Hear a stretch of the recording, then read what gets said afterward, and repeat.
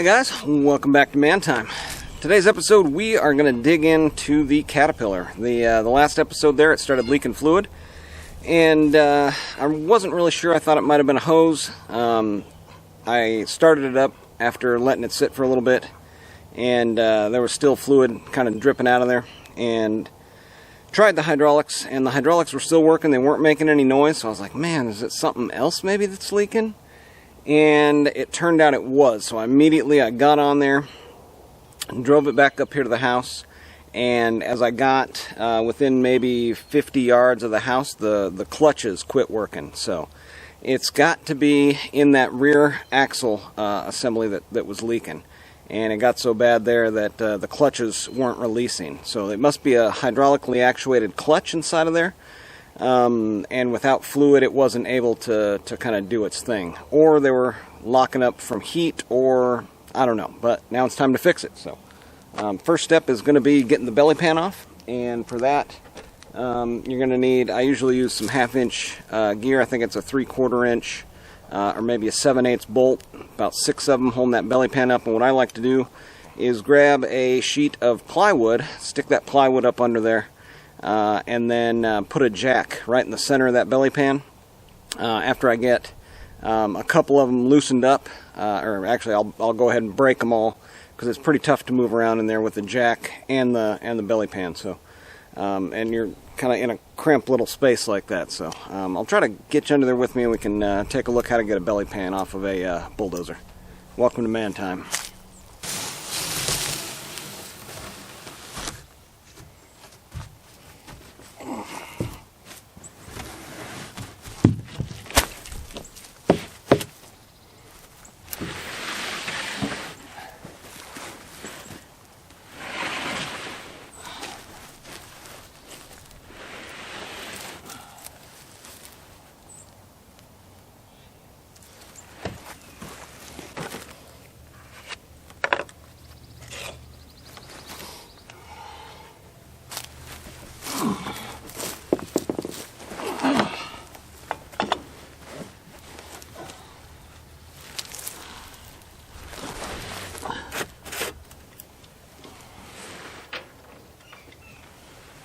Yep, 3/4.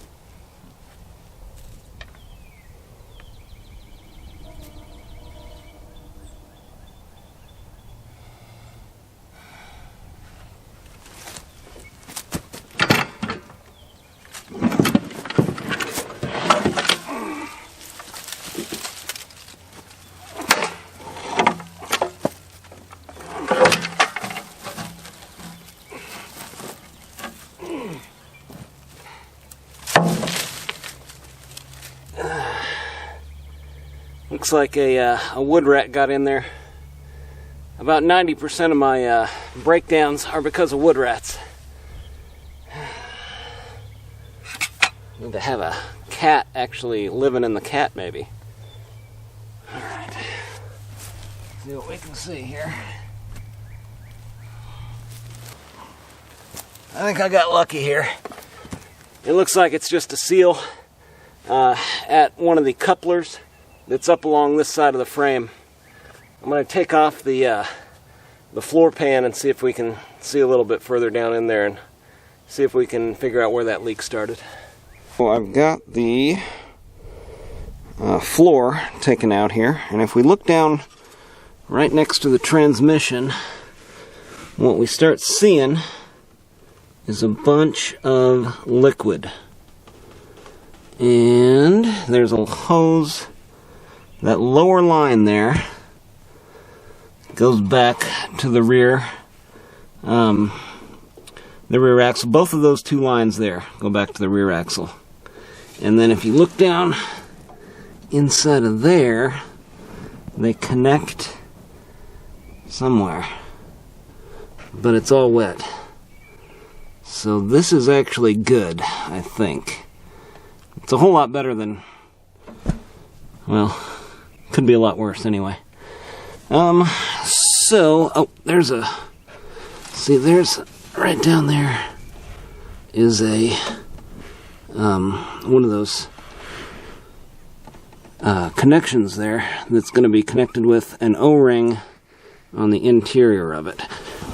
The problem is there is no way to get to any of this stuff, but it does look like, I mean, that's where something along these lines here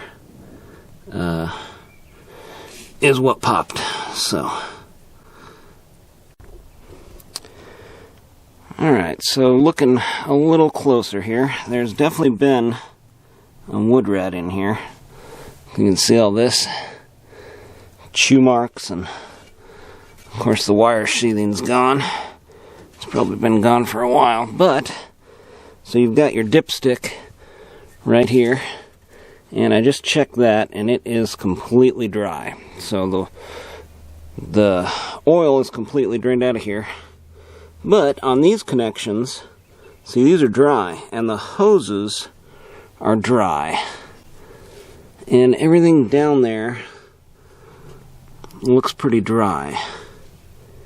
So, again, we trace it further up to the front here.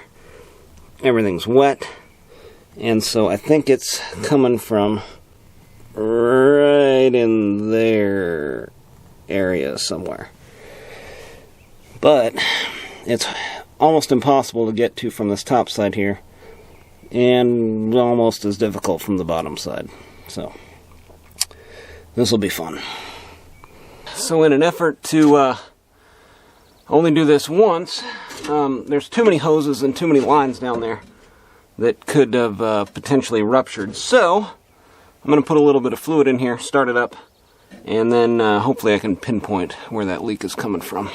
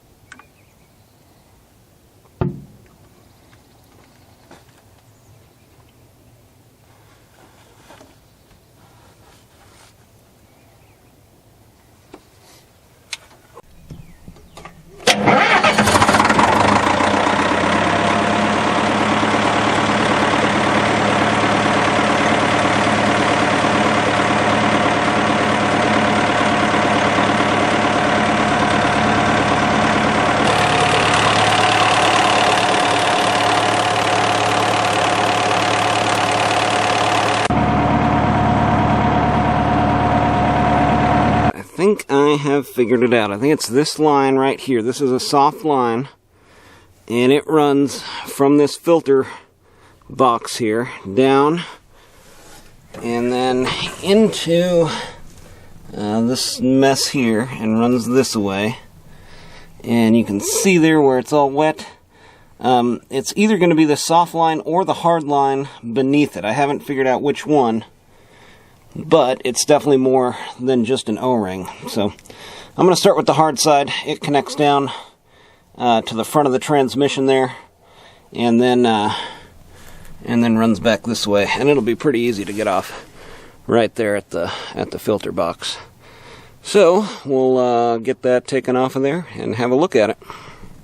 Well, I found the culprit. It was this one soft line. It's got like one soft line on the whole thing, and this runs back to the clutches and the rear axle case, and it had been rubbing right in this region here, and you can see it's got some nice pieces of metal now that have came apart, and yeah, it is just super worn. It's got a little hole right in there somewhere.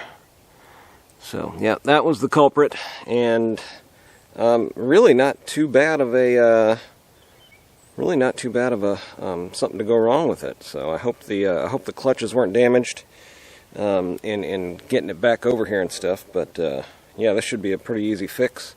It's got these end caps on it there that make a connection and use an O-ring inside of there to create that seal. But I think it's just a return line. I don't think it's a high pressure line. I don't know. Maybe it is. But we'll get it changed out.